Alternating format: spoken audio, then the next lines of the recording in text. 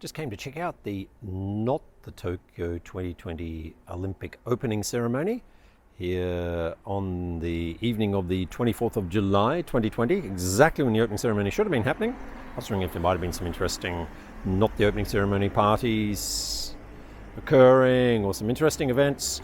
There was a very small number of protesters protesting against the Olympics and a whole bunch of things, more than outnumbered by the police that were carefully escorting them around, allowing them to have their rowdy little demo as an expression of democratic zeal, and then promptly kind of encouraged them to go home, all in a very mutually respectful kind of way. I was wondering, I thought it was kind of improbable, but I was wondering if there was just some small chance that at least something interesting was happening around here. An ironic gesture, maybe something actually kind of sophisticated by the Japan Olympic Committee. But of course, no.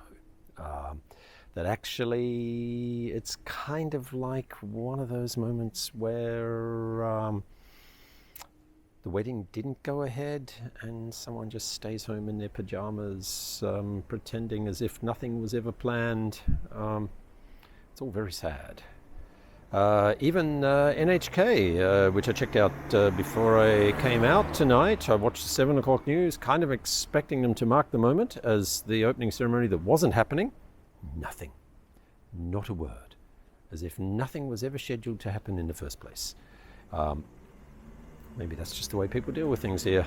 I, for one, if I'd been in the TV station, I would have thought it would have been a great opportunity to kind of come out, film the Dark Stadium, and to leverage that into a general discussion about pandemic and all of those things that have caused so much disruption.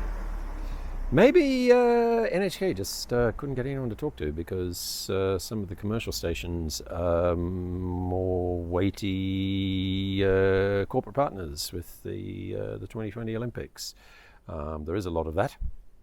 Just a couple of things to note on that before you think I'm too cynical.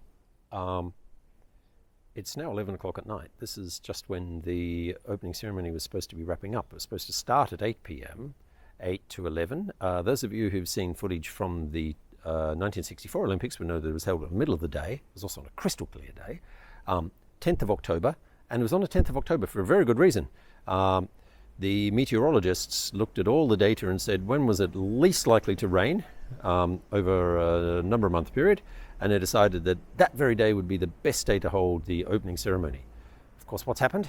They're scheduling the Olympics smack bang in the summer period, as this year has been ridiculous. We've had the Tsuyu, the rainy season, last all the way through until seems the end of July. It's not that hot, but it is a bit sticky tonight. We've scarcely had any blue skies.